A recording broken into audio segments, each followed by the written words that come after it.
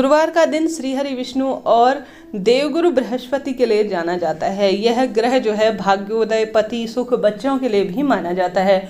गुरुवार के दिन पड़ने जा रही है पंचमी तिथि। घर पर माता तुलसी विराजमान है तो सरल से कार्य आपको बहुत अधिक सुख प्रदान करेंगे।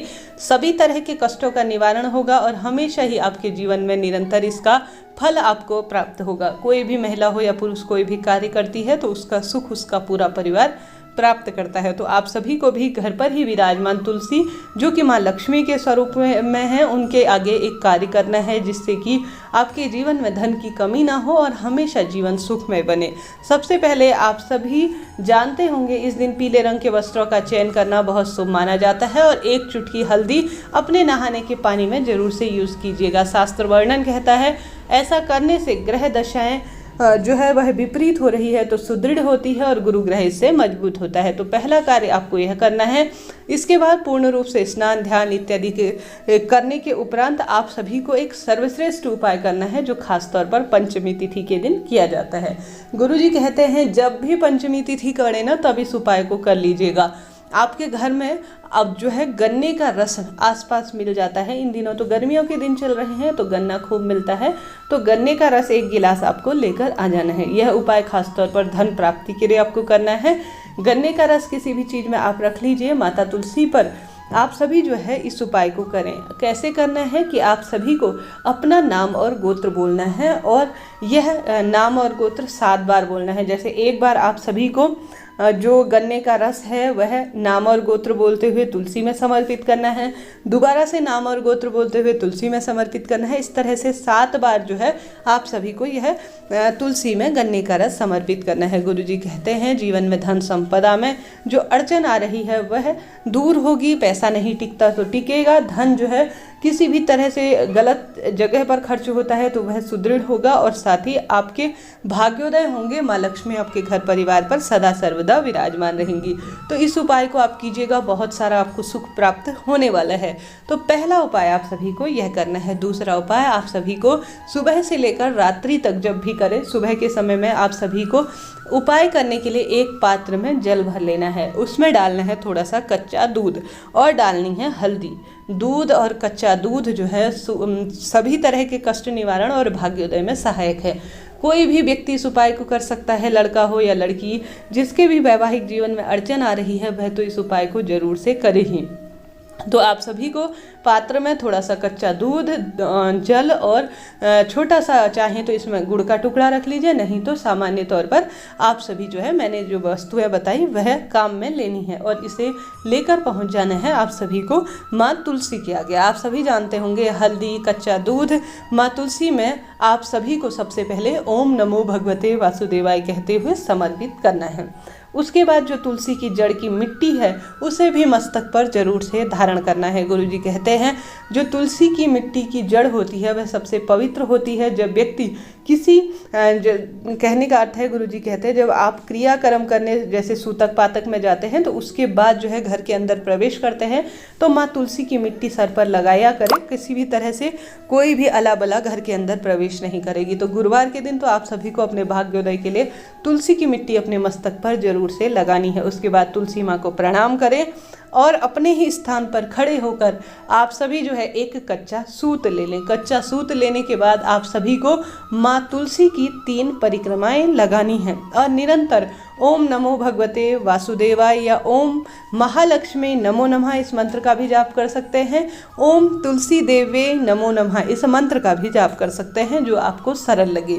तो आप सभी को अगर यह माँ तुलसी के आगे अगर होता क्या है कि कई बार हमारा जो तुलसी का क्यारा होता है उस पर जो है खड़े रहने की स्थान नहीं होता, अर्थात घूमने का स्थान नहीं होता, तो अपने ही स्थान पर आप परिक्रमा कीजिए, कोई दिक्कत की बात नहीं है। इसका भी फल आपको प्राप्त होना ही है। तो सबसे पहले आप सभी को यह उपाय करना है। माँ तुलसी को प्रणाम करें और साथ ही तुलसी माँ में अगर मंजरी लग गई है ना तो गुरुजी कहते हैं तुलसी माँ को भार मुक्त करें और तुलसी की मंजरी को जो है आप श्री हरि विष्णु को समर्पित करें। इससे भी भाग्योदय होता है। गर्मी अपने चरम सीमा पर है।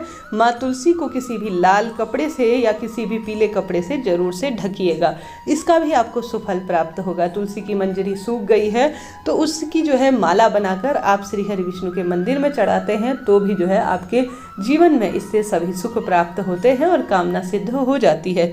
तो इस उपाय को भी आप कर सकते हैं। साथ ही अपने आप में गुरुवार के दिन केले वृक्ष की पूजा भी सर्वश्रेष्ठ मानी जाती है। तो आप सभी चाहते हैं कि श्री हरि विष्णु आपके घर परिवार पर अपनी छत्र छाया करे, जीवन में सभी सुख आपको प्राप्त हो, तो आप सभी को क्या करना चाहिए कि आपको एक जल का पात्र ले लेना चाहिए और उस जल के पात्र के अंदर रखना चाहिए थोड़ा सा चने की दाल, एक टुकड़ा गुड़, कच्चा दूध और थोड़ी सी हल्दी, पिसी हुई हल्दी ले लीजिएगा और प्रभु स्मरण करते हुए ओम नमो भगवते वासुदेवाय या ओम विष्णवे नमो नमः कहते हुए इस कच्चे दूध मिश्रित जो पात्र में आपने रेडी किया है ना, तैयार किया है जो सामग्री, उसे लेकर केले वृक्ष के नीचे चले जाएं और इसे निरंतर अपनी जो कामना है वैवाहिक जीवन की, धन संपदा, सुख समृद्धि, पुत्र पौत्र इत्यादि की, आप सभी जो है वह कहते हुए यह जो द्रव्य आपने तैयार किया है सबसे सुंदर, सबसे उत्तम गुरु ग्रह को मजबूत करने वाला, वह आपको समर्पित कर देना है केले वृक्ष के नीचे। और आप सभी को एक दीपक जलाना है केले वृक्ष के नीचे, उसमें एक चुटकी हल्दी डालनी है और यह दीपक जो है आप सभी को पहले ही जैसा मैंने बताया गोल बत्ती का आप सभी को यह दीपक लगाना है। माँ तुलसी में लगा रहे हैं तो लंबी बत्ती का प्रयोग करें, इस बात का ध्यान रखें। और यह दीपक जो है घी का ही लगेगा। और साथ ही केले वृक्ष में भी आप सभी जो है निरंतर जितना संभव हो प्रभु स्मरण करते हुए 3 परिक्रमा लगाएं। संभव हो तो कच्चा सूत पीले रंग का लें, जिससे कि आप सभी जो है केले वृक्ष में जड़ में जो है आप सभी घूमते हुए परिक्रमा करते हुए बांध सके। पीला रंग इस दिन बहुत महत्वपूर्ण रखता है और सभी कामनाओं की सिद्धि के लिए जाना जाता है। तो केले वृक्ष में आप सभी को यह सामग्री उस जल के पात्र के अंदर डालकर समर्पित करनी है। किसी कारण से जल के पात्र में न कर पाए हों तो सामान्य तौर पर केले वृक्ष के नीचे आप सभी आवश्यक रूप से गुड़ चना भोग के स्वरूप में श्री हरि विष्णु को समर्पित करें।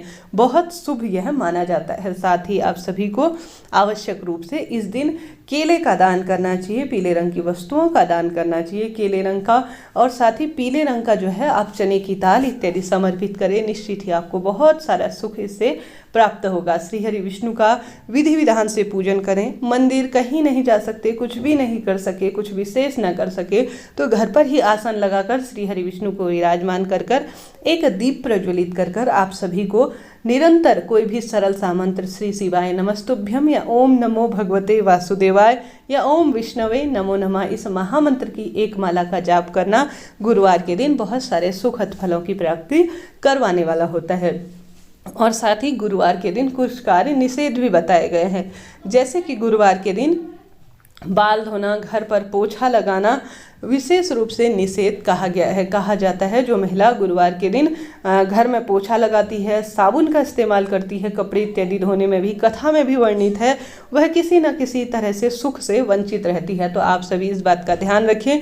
घर पर छौर कर्म अर्थात दाढ़ी, मूछ इत्यादि बनवाने से घर परिवार के सदस्यों को रोकें। और घर पर कपड़े धोना पूर्ण रूप से वर्जित है, साबुन का इस्तेमाल करना वर्जित है, बाल धोना इत्यादि भी पूर्ण रूप से वर्जित माना गया है। तो इन चीज़ों का आप सभी ध्यान रखें।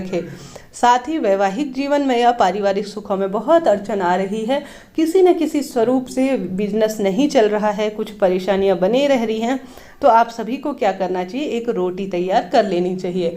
रोटी जब तैयार करें तो एक चुटकी उसमें हल्दी डाल लीजिए और कुछ दाने चने के डालकर आप सभी को उसमें गुड़ भी मिश्रित कर लेना चाहिए। और यह सारी चीज़ें आप सभी को ले जाकर सफ़ेद गाय या हल्की सी जो पीले पीले रंग की गाय आती है ना, उनको जो है नारंगी रंग की मिक्स जो गौ माता आती है, उन्हें गुरुवार के दिन आप सभी को खिला देना है। यकीन मानिए आपका भाग्योदय होगा।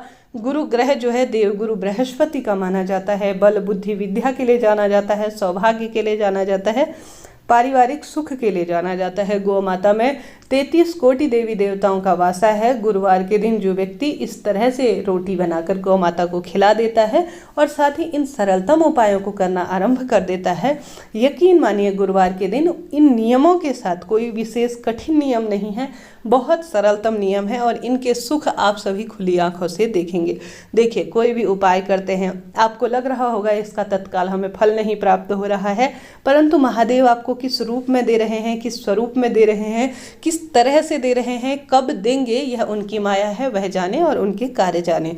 हमारा धर्म और हमारा कर्म सिर्फ कर्मों पर है, फल देने का हक सिर्फ मेरे महादेव को है। तो अपने कर्म निश्चित आप जारी रखिए, उनका फल आपके सभी परिवार के सदस्यों को किसी न किसी स्वरूप में मिलेगा। आप सोच रहे होंगे कि मुझे इसका फल तत्काल प्राप्त हो, अभी के अभी प्राप्त हो, परंतु ऐसा नहीं है जी। महादेव ने कुछ इससे बेहतर सोचा है, जो यह कामना सिद्ध होने में थोड़ा सा समय लग रहा है। तो इस तरह से यह जानकारी थी। आप मेरी बात से सहमत हैं, उपाय से आप भी परिचित हैं, या आप कोई विशेष सवाल पूछना चाहते हैं तो निश्चित ही पूछिए, सभी सवालों के जवाब आप प्राप्त करेंगे। हर हर महादेव।